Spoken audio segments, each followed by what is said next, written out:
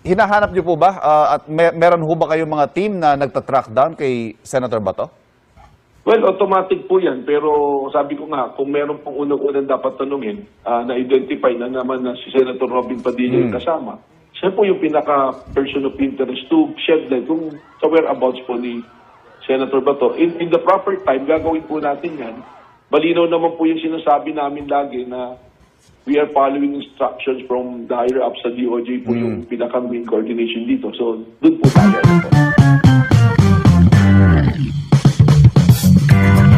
Okay mga babayan, person of interest, itong si Senator Robin Padilla, ayon kay NBI Chief Director, hindi matibag-tibag. Ayon po kay NBI Director Melvin Matibag, mga kababayan, ay namin daw ng bagong talagang Ed na OSA, hindi po siya OSA nga, OSA, bagong Sergeant of Arms ng Senado, si General Plaska. Sumakay daw itong si Senator Bato sa sasakyan ni Robin Padilla bandang 2:30 ng umaga, mga kababayan. Dahil si Senator Robin Padilla, mga kababayan, ang muling kasama ni Senator Bato na lumabas ng Senado at sumakay sa kanyang sasakyan, may pananagutan ba itong si Senator Robin Padilla, mga kababayan? Kung mapapatunayan, siya ay tumulong nagpatakas sa isang individual na may arrest warrant mula sa isang international court tulad ng ICC, ay maaari daw po siyang kasuhan sa ilalim ng batas ng Pilipinas ng obstruction of justice.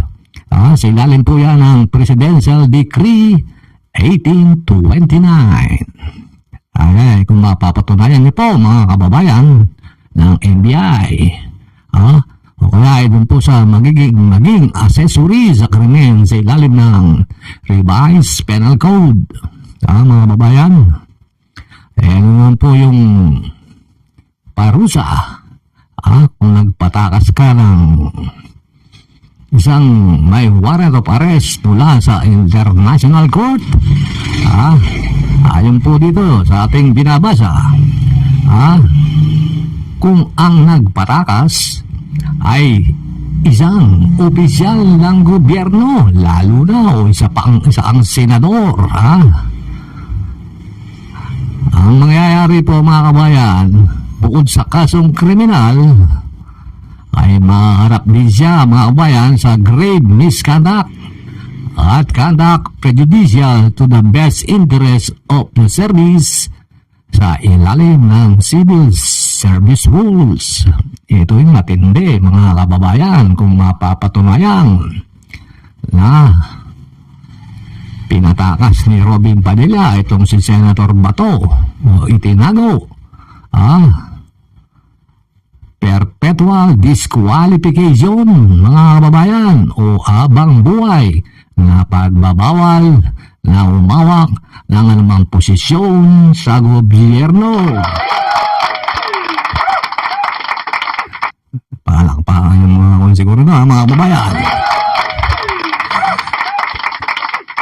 Ano maaari maging parusa, mga kababayan, sa obstruction of justice sa Presidential Decree 1829?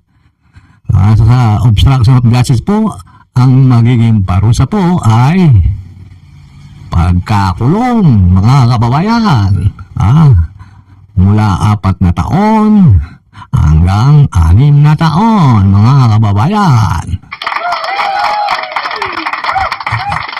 Sa pagiging accessory, mga kababayan, ang parusa ay nakadepende sa bigat ng krimen ng taong nagpatakas, pinatakas, karaniwang mas mahaba ng 2 grado kumpara sa parusa ng mismong may sala, mga kababayan.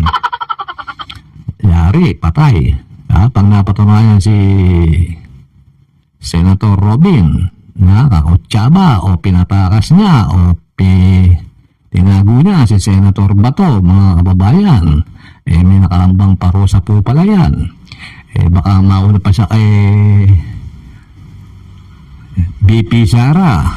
Pag na-impeach, di ka na pwedeng mawak na naman posisyon sa gobyerno. Mauna pa si Sir Robin Padilla. Malamang baka mabalik pa siya sa kulungan. Total, sabi niya, sanay naman siya ron, mga kababayan. Sinabi naman ni Edna Jose yan, di ba? Nung bagong talagang Sergeant of Arms ng Senado. Ito pong si General Aplasca, mga kababayan, suspendido naman, mga kababayan. Kasususpend lang ng ombudsman ni Boying Remulla ng 6 na buwan. Ano ba yan? Hindi pa nag-iinit yung pit ni Chief. Diyan sa pagiging Chief ng Sergeant of Arms ng Senado. Nakakadalawang araw pa lang yata, suspendido na.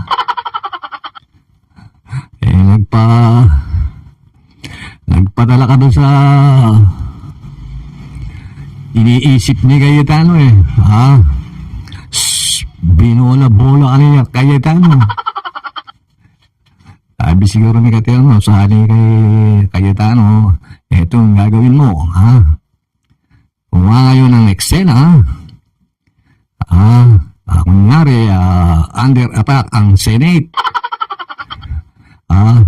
para mag-create ng gulo dahil maraming media, maraming nanonood, magpapanik ang mga tao, taka po dadalhin yung impeachment ng Kamara nung gabing yun, mga kabayan, para dumagsa siguro yung mga tao. May motibo po yan ayon po sa mga political analyst.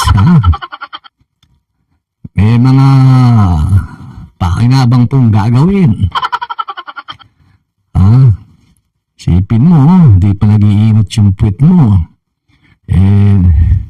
Kung nadisgrasya kayo, okay kayo may nasaktan, ito ang tuwa pa yung nagutos sa inyan. Bali wala sa kanya na importante, siyang Senate President. Sabi ni dating Senator Loren Legarda, sa isang dating kasama niya, huwag kang magtitiwala dyan kay Senator Cayetano. Pero siya ngayon, bumaligtad siya. Naghuda siya kay Tito Soto tsaka kay Ping Lacson. Talaga itong mga politiko itong mga babayan na kaya hindi mo unlad yung Pilipinas.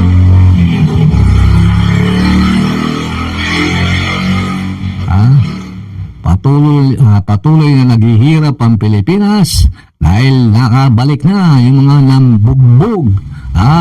nambugbog sarado sa pondo ng flood control project. Nakita niyo naman mga babayan, nakabalik sila sa pwesto, malamang maabsuelto, mabaliwala ang mga ginawang pag-iimbestiga diyan sa pondo ng flood control project. Matapos nilang bugbugin, bugbog sarado, sabi ni Joel Islord. Teteng mga kababayan. Okay mga kababayan, hanggang dito na lamang. Abangan po natin kung anong nangyayari kay Robin Padilla. Huwag kang manlalaban, Robin Padilla. Alam namin, marami kang baril. Huwag kang manlabangga. Huwag kang manlalaban. Yayari ka sa NBI.